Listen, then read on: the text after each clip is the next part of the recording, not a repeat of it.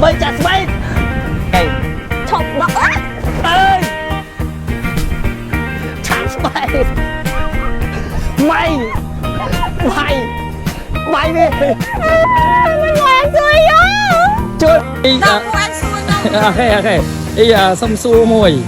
nơi ní cái miếng tết snack đây mày nè cha này chaจะเรียกตัวปูเนี่ยตอนนี้นั่นค่ะตรงนี้นักกินเจสนะเนี่ยบักต้องเนี่ยมโหอาหารเนี่ยเสวากรรมดาลิงไว้ตัวมือทำเกียรติเซ็งcho tết cái tết mình เตี้ยมาเป็นต๊อบเนี่ยต๊อบดอลลาร์มันจะจ่าไปยุ่งกับมันเนี่ยที่คือ$1แต่เมื่อมาต๊อบลักษณะบ้านปีนี้อ่ะปีนี้ที่คือต๊อบดอลลาร์ kênh mang pi nè mà จ้าไปมาตั้งเนี่ยตั้งต๊อบดอลลาร์ลักษณะบ้านปีนี้อ่ะมวย$5นั่นลักษณะบ้านมันนี่อ่ะไม่ต๊อบ$5ลักษณะบ้านมุนนี่อ่ะ nè tôi thay ở đây tôi thay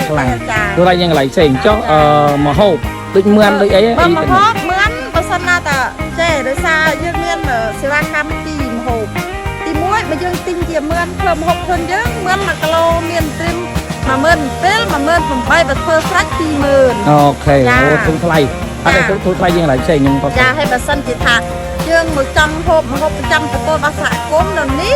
ที่เมียนหบสลัดเปียงเบอร์เดียวสลัดแผงเท้าที่เมียนหกเมินแผงเจจ่าปะเต้ยื่นอัดมังแต่ใบสันเจียมันเนี้ยยังติดเจียมันเนี้ยเมียนหกจัก$2เ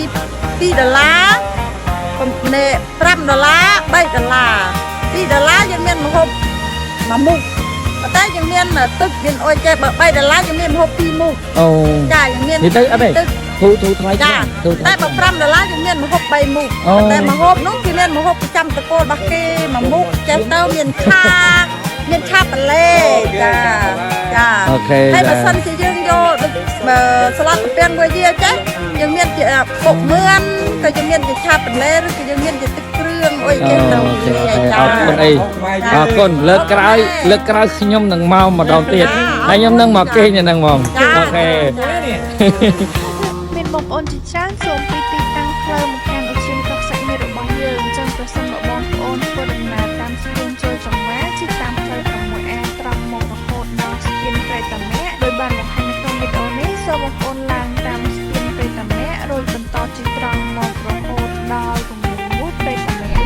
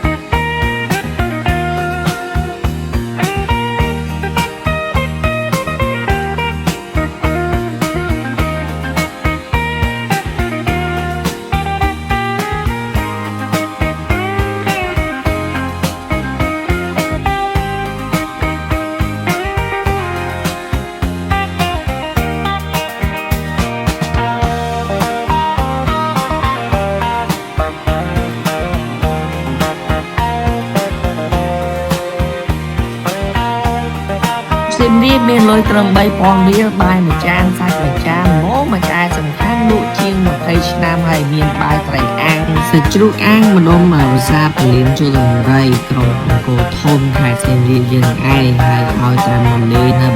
đôm mà xa nắng cứ tùm bom rồi mà bom bom ព្រោះឆ្ងាយតម្លៃធូរថ្លៃហើយមើលមានបងប្អូនអ្នកខ្លះខកតាក្នុងជីវិតរបស់ពួកគាត់ខ្លះហើយអ្វីដែលធ្វើឲ្យតាក់ចិត្តអ្នកមកហូបនៅទីនេះជាងគេនោះគឺបុកបន្ទុយហេះនឹងតែម្ដងហើយបើតាមខ្ញុំដឹងមិនសូវជាមានលក់នៅក្នុងខេត្តផ្សេងនោះទេភាគច្រើនគឺមានតែនៅក្នុងខេត្តសៀមរាបយើងហ្នឹងឯងហើយកន្លែងរបស់គាត់ហ្នឹងគឺគាត់មានលក់ច្រើនមុខណាស់ដោយតែពុកម៉ែបងប្អូនយើងបានឃើញអញ្ចឹងគាត់មានលក់សាច់ជ្រូកអាំងទៅគាត់មានបាក់ត្រីអាំងទៅតម្លៃគឺចាប់ពី2000ដេឡើងទៅហើយកាលពីនោះគាត់មានជាងកែបបោកបើត្រីរបស់គាត់គឺមានច្រើនប្រភេទក៏មានតាំងពីត្រីត្អោនត្រីដែងត្រីជាប់មងអីជាដើមហើយគាត់មានលក់មាន់អាំងខ្នប់កូនត្រីអញ្ចឹងណាហើយគាត់មានទឹកជ្រលក់ច្រើនប្រភេទក៏មានតាំងពីទឹកត្រី7ទុំទឹកត្រីស្វាយជាពិសេសនោះគឺបុកបន្ទុយខេះរបស់គាត់នេះហើយបើបានបាយក្តៅម្ហូបហឹលហើយនឹងទៀតណាបើបាន Freshie Lychee ដែលធ្វើឡើងពីផ្លែឈើសុទ្ធ 100% និយាយពីថាឡើងជាតិហ្មងញ៉ាំទៅផ្លែឈើ Freshie Lychee ឆ្ងាញ់ជាងគេសម្បូរវីតាមីនច្រើនជាងគេ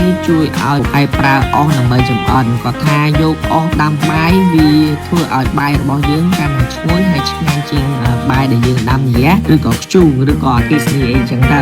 តែសម្រាប់ខ្ញុំដឹងច្បាស់ព្រោះថាខ្ញុំធ្លាប់ជាក្មេងនៅតាមជនបទចឹងណាបាយជាមួយតែទឹកស៊ីអ៊ីវក៏ឆ្ងាញ់ដែរឲ្យតែបានបាយដាំទៅជាមួយអស់ហើយពូក៏គាត់បានប្រាប់ដែរថាត្រីភាគច្រើនហ្នឹងក៏គាត់រកខ្លួនឯងខ្លះគាត់ទិញភូមិគាត់ខ្លះជួនកាលទៅគាត់ទិញនឹងផ្សារខ្លះចឹងទៅតែកាលពីដើមឡើយហ្នឹងកាលពីជំនាន់ដែលសម្បូរត្រីកាលពី10ឆ្នាំជាង20ឆ្នាំជាងមុនហ្នឹងគាត់រកតែខ្លួនឯងទេដើម្បីយកមកលក់ព្រោះការងារគាត់ប្រើតែពី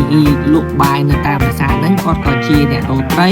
ធ្វើស្រែនៅតាមភូមិចិត្តដែរតែឥឡូវដោយសារតែគាត់ចាស់គាត់មិនសូវជាមានកម្លាំងដូចមុនសូម្បីតែរបរលក់បាយហ្នឹងក៏គាត់ទៀតហ្នឹងក៏ប្រហែលជាគាត់ទេតែឲ្យកូនគាត់លក់បន្ត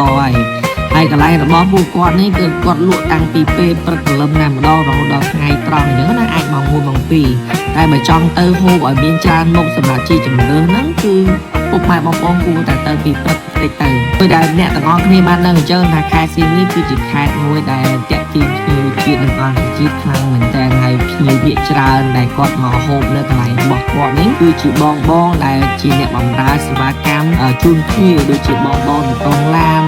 រម៉កដែលគាត់កំពុងតែរងចាំភ្ញៀវដូចជាបងម